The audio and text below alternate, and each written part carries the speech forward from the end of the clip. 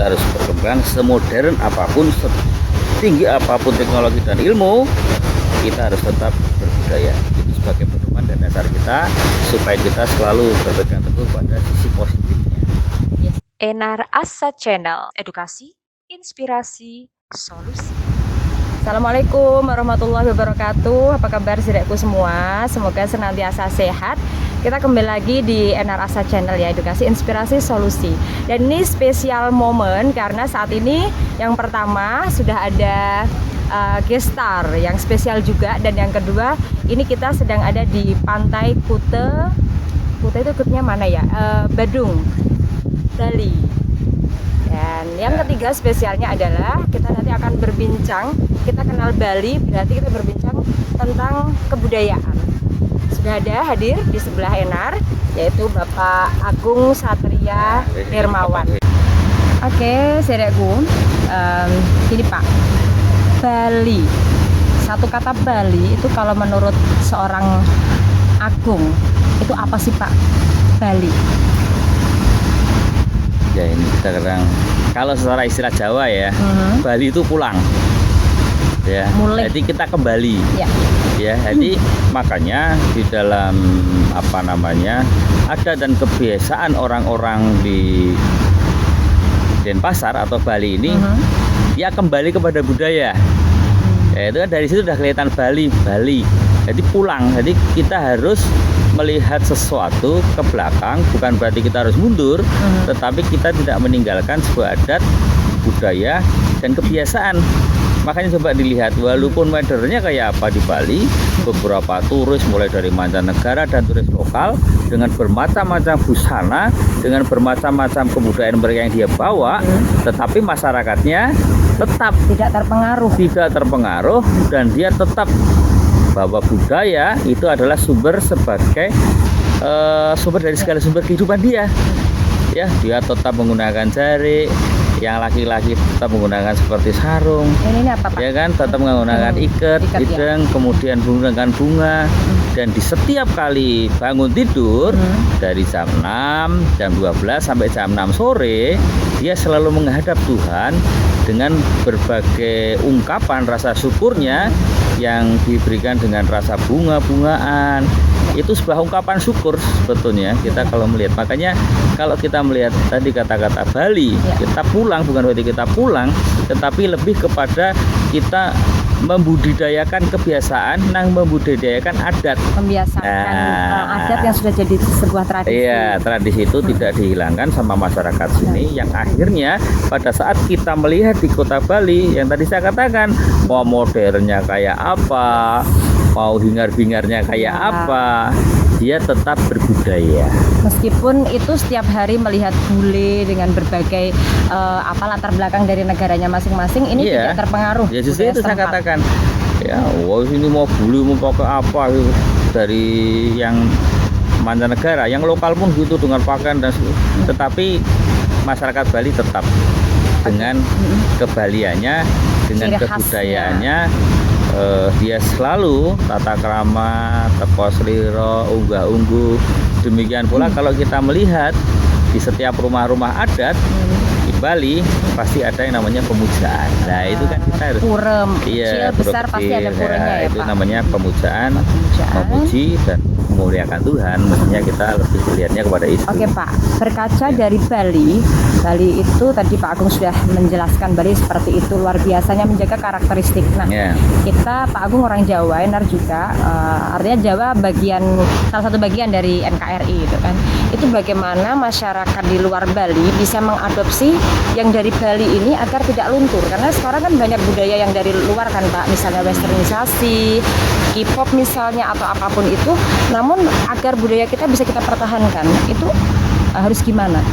Ya, jadi sekali lagi saya katakan, pada saat kita mengikuti sebuah budaya, kita kembali kepada budaya, artinya disitulah ada semacam pesan dari leluhur kita, ya kan, yang sebetulnya itu menjadi kebiasaan kita setiap hari di Jawa dulu khususnya. Jadi setiap kita mau berangkat sekolah atau mau pergi kemana, pamitan. Nah, itu sebenarnya kan pamit sama orang tua itu kan sama dengan restu orang tua.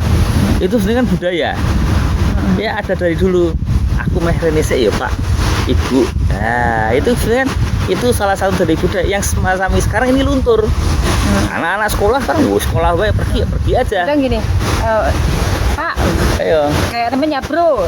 Ayo Pak, kadang sama Mbak, Mbah. Nah, itu hilang. Iya. Tetapi di sini masih menghormati sebuah tata krama itu lebih penting. Jadi kita sama aja kita menghormati orang tua kita, orang yang lebih tua daripada kita itu sama aja kita menghormati leluhur kita.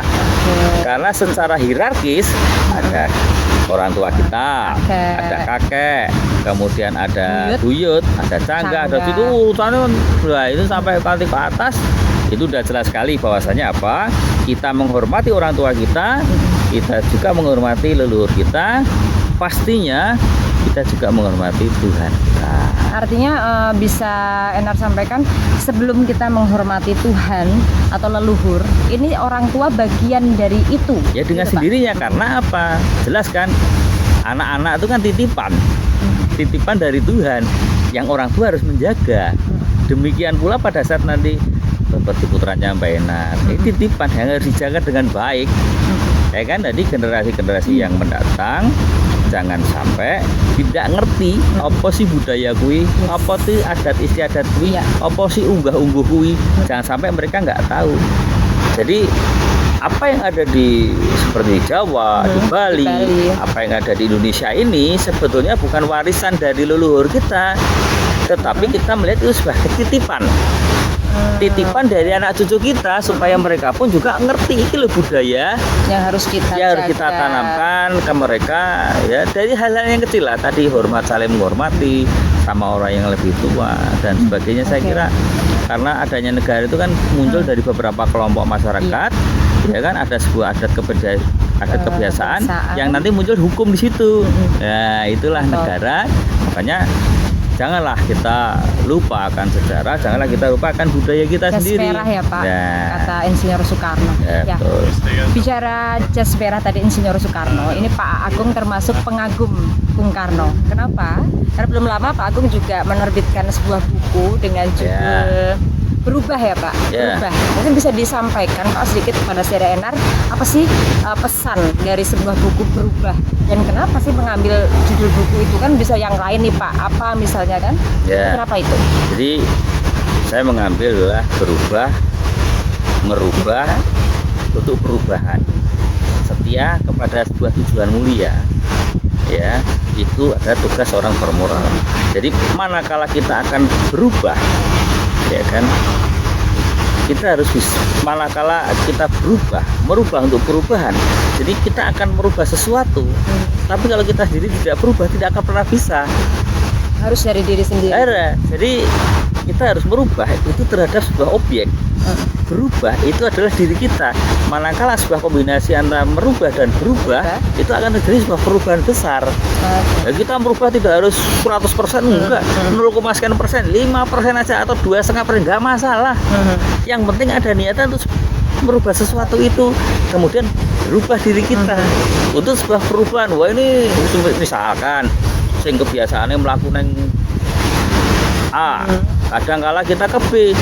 Nah, mungkin di A kita cuma melihatnya cuma tanamannya warnanya hijau aja, tapi di sisi lain di B kita melihat tanaman itu warnanya ada merah, ada hijau. Nah pada saat kita melihat ada sesuatu yang baru, tapi kan kita tidak meninggalkan yang lama, ya kita merubah. Perjalanan itu kita rubah, yuk ini ya, nanti dari yang lama itu tetap dipertahankan. Kita ambil yang hijau, kita kawinkan dengan bunga-bunga yang merah tadi, ya, akan menjadi bunga yang hijau dan merah yang ada kolaborasi menjadi sebuah keindahan. Ya, itu kan perubahan di situ terjadi.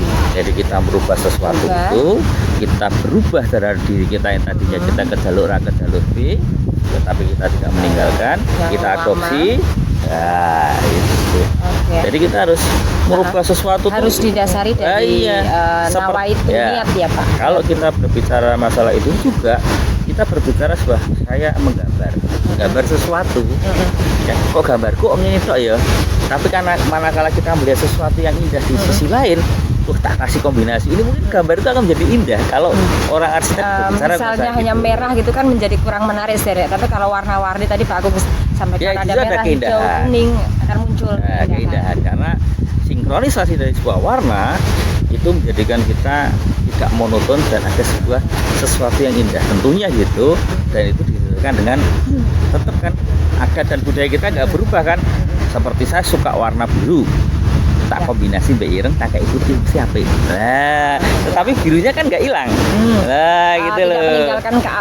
Tidak meninggalkan kebiasaannya Anda, tetapi Anda juga ingin berubah. Misalkan aku kok anggo biru kok elek ya, tak kayak kembang-kembang putih lah. Lah, tak kayak kembang-kembang merah kan. Indah di situ. Sebelum mengubah itu kita harus berubah dulu. Harus berubah dulu. Minimal kita harus berubah dulu. Kita berubah dari kebiasaan. Nanti kita punya gambaran yang baru, merubah sesuatu yang baru menjadi sebuah perubahan. Ya. Banyak kan Pak orang memberikan tagline, apalagi Pak Agung seorang politisi, pengen melakukan sebuah perubahan. Namun ketika tadi Pak Agung sampaikan tidak didasari dari sikap diri, punya niatan tulus untuk berubah, ini tidak mungkin gitu kalau dari bahasa beliau tadi sampaikan. Nah, selain bicara tentang berubah sebuah niat itu Pak, itu dalam buku Pak Agung itu apa saja sih Pak? Dan semua mungkin dengan komen-komen yang bagus nanti bisa berkesempatan dapat. Jadi sertakan komentar yang menarik Zedekku untuk mendapatkan nanti buku dari beliau. Tapi terbatas ya. Nanti yang komentar dan komentarnya itu bagus, bisa untuk menambah wawasan saya. Nah, nanti lewat webinar akan kita bagi gitu. Tapi terbatas ya, jadi nanti yang terpilih. Kita kembali lagi Pak, jadi buku Pak Agung itu filosofis banget ya. Jadi kita tadi didengarkan dari beliau menyampaikan tentang mengubah untuk perubahan itu. Nah, Pak Agung juga bicara tentang budaya. Apa saja sih Pak hal yang bisa digali untuk kemajuan Indonesia ke depan? Dengan tadi Bapak sampaikan budaya memiliki andil yang besar untuk perubahan itu. Jadi anak-anak muda yang sekarang ini katakanlah banyak terpengaruh oleh budaya dari luar, agar tidak menjadi bingung terhadap aku tuh harus bagaimana sih budayaku yang katanya tadi Bapak sampaikan hilang atau mungkin pudar, itu harus bagaimana? Karena mereka dicekoki dengan semuanya berbau asing gitu Pak. Iya. Jadi gini, itulah makanya kita harus saya katakan tadi toto promotor prosedur dari diri kita itu sebenarnya adat dan kebiasaan budidaya. Budi menyangkut pikiran, daya itu sebuah usaha. Jadi kita kalau saya membahasakan budi itu pikiran kita, harus ada sebuah kekuatan. Jadi pikiran kita yang bersih, pikiran kita yang positif diberikan sebuah kekuatan, artinya di situ pasti akan ada sebuah keindahan. Ya, keindahan untuk sesuatu. Misalkan kita di situ hidup berdampingan. Nah, ini kan budi dan pikiran kita. Tetapi manakala kita kolaborasikan dengan sebuah daya, dengan kekuatan itu, pasti di situ akan tercipta sesuatu. Misalkan kita kumpul-kumpul, nek kumpul orang dadi kita harus ada pelatihan-pelatihan, itu kan itu daya upaya harus bagaimana usahanya kita. Oh, berarti kita kumpulkan, kita ada aturan-aturan tadi kan. Itu kan daya, dorongan. Jadi usaha kita dorongan. Jadi kalau pikiran kita bersih, kita akan membangun sesuatu, mendirikan sesuatu atau menciptakan sesuatu, mesti saya yakin akan sesuai dengan sebuah keinginan kita dan pasti akan positif. Seperti halnya di sini, ya kan? Kita modern, tapi di sini banyak keindahan, ada patung-patung. Nanti sendiri kita kasih bonus shoot ya. Jadi lingkungan di Bali itu memang masih sangat bersih ya, Pak. Sehat, seger untuk bisa memberikan pikiran ataupun energi positif. Jadi balik lagi ke apa yang disampaikan Pak Agung, energi positif itu mempengaruhi hal kita melangkah ke depan dari satu niat dan juga pikiran positif itu ya, Pak. Karena sebelum melakukan yang lain. Iya, makanya saya bilang kan seorang yang bermoral ada setia kepada sebuah tujuan mulia. Tujuan mulia kita sebagai pelajar, tujuan mulianya ya belajar menuntut ilmu untuk mencapai sebuah tujuannya dia. Dia harus setia di situ. Misalkan saya ingin jadi insinyur, saya ingin jadi tentara, saya ingin jadi polisi, saya ingin jadi apa yang anak-anak inginkan. Ya, pada saat dia setia kepada sebuah tujuan, ya dia harus belajar untuk mencapai nilai. Aku nek menang tentara, nek polisi, dokter, kudu mlebu IPA, kudu mlebu IPS. Itu jurusan-jurusan itu bukan berarti kowe wong bodho mlebu nang IPS pinter, bukan itu. Tetapi sesuai dengan minat dan bakatnya, ya sesuai dengan arahan yang dia pikir, yang dia kelola dalam sebuah pikiran tadi. Ya, energi-energi yang positif tadi, dia setia kepada sebuah tujuan mulia, saya yakin dia akan mendapatkan sesuatu yang baik dari sebuah tujuannya dia.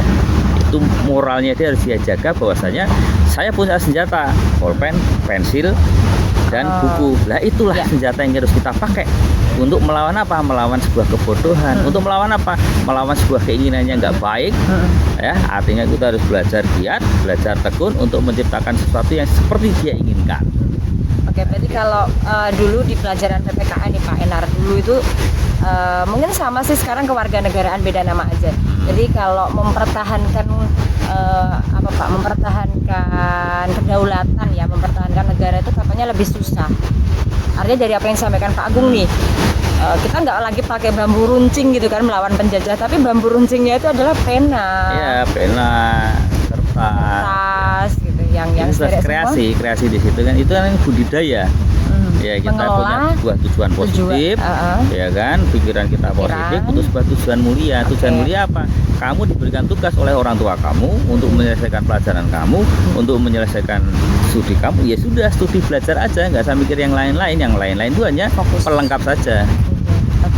Makanya sederek sekalian, terutama ini juga yang pelajar ataupun yang mahasiswa, apa yang disampaikan Pak Agung ini note banget. Jadi penting buat sederekku semua, meskipun banyak unsur dari luar, budaya segala macam, kalau fokus terhadap tujuan yang tadi dimiliki, pengen jadi tentara misalnya, masuknya IPA apa IPS sudah harus dipetakan. Nah fokus aja dengan itu. Menurut Pak Agung pasti akan mendapatkan tujuan mulia itu, gitu ya Pak? Betul. Karena berpikiran yang penting orang orientasinya jelas. Aku dulu di SD, aku pengen SMP favorit. Berarti saya harus mencapai nilai tertentu untuk mencapai favorit itu. Nah, untuk mencapai sekolah idola saya, nah saya harus menjaga nilai saya supaya bisa masuk ke situ. Nanti kelanjutannya bikin SMA favorit, ya berarti harus mencapai nilai tertentu, mencapai favorit itu. Setelah itu kita mau kuliah kemana, itu namanya orientasi ya. Jadi orientasinya harus jelas, kita mau kemana, mau bagaimana, itu tergantung kamu, bagaimana kamu gitu. Nah Pak, ini menarik karena Pak Agung politisi, ini Enar ajak untuk bicara politik. Jadi suplemennya buat adik-adik sekalian, Stereo Enar ini semuanya masuk Pak. Jadi buat pelajar, mahasiswa, buat orang tua masuk semua kontennya, gaduh-gaduh, yang penting mengedukasi. Nah, ini balik lagi, Pak Agung kan politisi dari partai PDI Perjuangan, Pak. Jadi Demokrasi Indonesia Perjuangan. Dapilnya 10 apa 13? 13. Dapil 13 itu Kota Pekalongan, Kabupaten Pekalongan, Kabupaten Batang, dan Kabupaten Pemalang. Ada 4 di anggota DPRD Provinsi Jawa Tengah. Nah, bicara politik Pak dan anak-anak muda, kalau sekarang sih Enar tidak belum mengkaji lebih dalam gitu, tapi kemarin itu sempat orang-orang itu menganggap politik itu sebagai sesuatu yang tanda kutip gitu Pak. Tanda kutipnya itu, mohon maaf, selalu diidentikan dengan sesuatu yang tidak baik ataupun kurang baik gitu. Jadi kalau Pak Agung melihat itu, menyalahkankah masyarakat yang punya pikiran itu dan anak-anak muda ini yang kemudian nggak ngerti nih, tiba-tiba, bukan nggak ngerti, maksudnya pintar, cuman mendengar dari yang lalu-lalu, ini apa Pak untuk diluruskan? Ya, jadi sebetulnya kalau kita berbicara politik itu berbicara kebijakan, policy. Policy itu sama dengan kebijakan. Jadi kita harus bermain di situ adalah bermain kebijakan. Manakala politik itu sudah dikotori dengan sebuah keinginan, keinginan untuk sebuah tujuan pribadi, itu pasti akan tidak baik, karena dia akan melenceng dari sebuah kebijakan. Karena kalau kita berbicara kebijakan, tentunya dari sebuah kebijakan itu untuk masyarakat yang lebih banyak, masyarakat yang lebih baik, untuk sebuah tujuan yang lebih baik juga. Ya kadang salah mengartikan bahwasanya kekuatan massa dengan kekuatan politiknya, dia bisa kesewenang-wenangan, kemudian dia bisa mengatur seolah-olah segalanya itu, wah politik ini, mesin politik ini, apa politik ini. Politik itu kita memperjuangkan sebuah ide dan gagasan untuk sebuah kebijakan. Jadi jangan salah dan jangan keliru mengartikan itu. Jadi kalau kita, makanya ayolah kita berpolitik yang sehat gitu. Jangan sampai apa aja politik yang sehat itu yang gimana Pak, dengan apa yang kita lihat, mohon maaf ya, ini Enar sebagai masyarakat awam nih yang lihat berita misalnya ada yang korupsi, ada yang mohon maaf sejenisnya itu, tapi berpolitik sehat ala Pak Agung itu bagaimana? Jadi gini, kalau itu kan sudah, makanya saya bilang kan itu oknum ya. Kalau kita berbicara korupsi itu si oknum. Makanya saya bicara kan kita di dalam sebuah politik, kita berbicara sebuah policy itu kebijakan. Pada saat kita berbicara kebijakan, tentunya kebijakan itu apa pasti dan tentunya untuk masyarakat yang banyak, bukan masyarakat yang segolongan apa ya, itu bukan golongan. Jadi kita memperjuangkan masyarakat yang banyak, dalam hal ini siapa? Negara dan bangsa. Ya kan, untuk mencapai sebuah tujuan, ya tujuannya apa? Membangun bangsa, membangun karakter bangsa, karakter negara, dan karakter manusianya itu sendiri. Jadi kalau kita punya sebuah kebijakan, tentunya kita punya angan-angan dan harapan, ya kan, ingin membangun negara sesuai dengan Pancasila dan undang-undang, tentunya kan tidak melenceng. Kan jelas di situ ada, di dalam Pancasila ada ditato, ya, yang namanya ketuhanan, yang namanya masyarakat yang beradab, bukan yang biadab. Yang namanya di situ persatuan. Persatuan itu jelas, persatuan Indonesia itu bukan berarti Indonesia bersatu untuk melawan, tetapi di situ lebih kepada masyarakatnya harus bersatu untuk membangun bangsa dan negara. Jelas kerakyatan yang dipimpin oleh hikmat kebijaksanaan, jelas di situ musyawarah untuk mufakat ini. Ya kan, jelas sekali di situ musyawarah untuk mufakat, hikmat. Ini kan di sini jelas. Makanya setiap kali membuat partai atau setiap kali kita menyinduk di dalam sebuah partai, mereka harus mengerti tujuan partai itu apa. Anggaran dasar anggaran partai itu bagaimana, karena itu untuk mencapai sebuah tujuan mulia kita. Tadi saya katakan apa, Indonesia baik, Indonesia berkembang dengan tetap berbudaya, tetap memegang teguh rasa persatuan dan kesatuan. Nah, kita harus keadilan, masyarakat harus berkeadilan di samping kebijakan tadi. Nah, gitu ya. Kalau kita membacanya dari bawah ke atas, jadi kemanusiaan yang adil dan beradab. Untuk mencapai sebuah kemanusiaan yang adil dan beradab, tentunya kita harus memutuskan sesuatu permasalahan itu dengan hikmat kebijaksanaan. Artinya jangan apa Pak, harus bijak gitu. Harus apa, sesuai dengan musyawarah dan mufakat.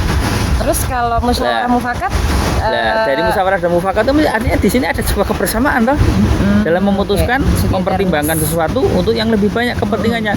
Dari musyawarah mufakat dan hikmat ini, tentunya di situ pasti dan pasti sekali ada rasa persatuan. Ya. Nah, ini kan kita membaca dari bawah. Ya. Setelah adanya persatuan, kita bersatu padu, kita bersama. Yang sekarang diteriak-teriakan NKRI harga mati, berarti negara kesatuan. Nah, itu. Nah, untuk mencapai sebuah negara kesatuan itu, nah kita tentunya dibutuhkan manusia-manusia yang beradab, bukan yang biadab. Artinya apa? Manusia saling menghormati manusia yang lain, saling menghargai manusia dengan yang lain. Kita harus punya sebuah peradaban, walaupun kita di ala modern, tapi kita tetap tidak melupakan budaya dan adat dari nenek moyang kita. Itu kan bekal kita. Kalau ini sudah terbentuk sebuah karakter building masyarakat Indonesia yang tadi dikatakan karakter manusia, tentunya Tuhan tidak kemana-mana. Tapi Tuhan ada di hati kita. Tuhan ada di mana-mana, judul sinetron Pak. Ya, Tuhan ada di hati Tuhan kita, artinya hati, ya. Kita mencari Tuhan, tidak usah dicari bahwa Tuhan ada di sini. Tuhan Sang Pencipta, kita bisa merasakan keindahan dengan rasa apa? Ketuhanan yang Maha Esa, itu ucapan syukur kita. Kalau di NR berarti alhamdulillah gitu Pak. Ya, betul, kita ucapan syukur. Yaitu kalau kita membacanya dari sebuah tujuan. Makanya kalau di dalam saya menggambarkan bentuknya piramid, bahwa Tuhan itu selalu di tempat teratas. Dasarnya itu apa? Kemanusiaan yang adil dan beradab. Kamu manusia itu harus adil, ya. Kamu manusia harus keadilan sosial, berkeadilan sosial karena kamu berhubungan dengan manusia yang lain. Dalam memusyawarahkan, kamu harus ada hikmat di situ, dan artinya persatuan. Makanya kan dasarnya adalah budaya, keadilan sosial bagi seluruh rakyat Indonesia. Semua menjadi satu kolaborasi ya Pak di nilai Pancasila. Keadilan itu harus dasar. Tanpa adanya sebuah keadilan, mufakat tidak akan pernah dapat tercapai. Jadi kan berkeadilan sosial, kita masyarakat sebagai manusia itu manusia yang sosial. Walaupun kita kadang manusia itu pembunuhan, bunuh satu bukan nyala, bukan berarti bunuh-bunuhan. Tetapi di itu warjeki dorbutu. Ya itu makanya kita harus mendapat sebuah keadilan sosial. Itu dasar yang kuat itu adalah manusia hidup bersama dengan manusia-manusia yang lain, berdampingan dengan alam raya, berdampingan dengan seluruh masyarakat yang ada. Dan itu Pak Agung sampaikan di buku dengan istilah zon politikon kan. Ini juga soalnya juga Enar udah baca tuntas bukunya beliau. Jadi saudaraku semua, kalau nanti pengen mendapatkan buku berubahnya Pak Agung, tulis komentar yang sopan juga. Nah, tadi Pak Agung menyampaikan bahwa adab itu sangat penting di kita juga sering kita sampaikan bahwa setinggi apapun kita ya, pendidikan kita, ilmu kita, kalau kita tidak memiliki adab, ilmu kita itu nothing gitu. Jadi kembali ke zero lagi gitu saudaraku.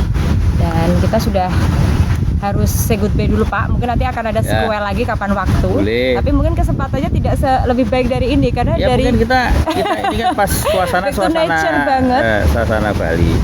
Mungkin kita juga akan menemukan suasana ini di di Jawa. Tentunya di tempat-tempat dari kota seperti di Tawangmangu. Mungkin juga di rumahnya Bapak sendiri. Soalnya rumahnya Pak Agung ini suka lihatnya bagus. Jadi ada tamannya, benar-benar back to nature. Jadi kita harus ada keseimbangan. Ya kan, pada saat kita pusing lihat kita lihat tanaman jadi indah. Jadi segala satu indah, sangat indah, jadi indah banget deh. Nilai-nilai Pancasila tadi sudah Pak Agung sampaikan untuk saudara semua, dan tadi disampaikan juga di awal tentang peran budaya yang begitu penting sebagai sebuah fondasi, bahkan karakteristik asal usul yang juga bisa membuat kita menjadi manusia beradab di lingkungan sosial, kesatuan NKRI kita, NKRI, dan juga muaranya adalah kesejahteraan atau sila kelima ya, keadilan sosial bagi seluruh rakyat Indonesia. Mungkin close statement dari Pak Agung, pesan-pesan khususnya buat generasi penerus bangsa apa nih Pak, agar terus semangat untuk mengejar sampai dapat tujuannya tersebut.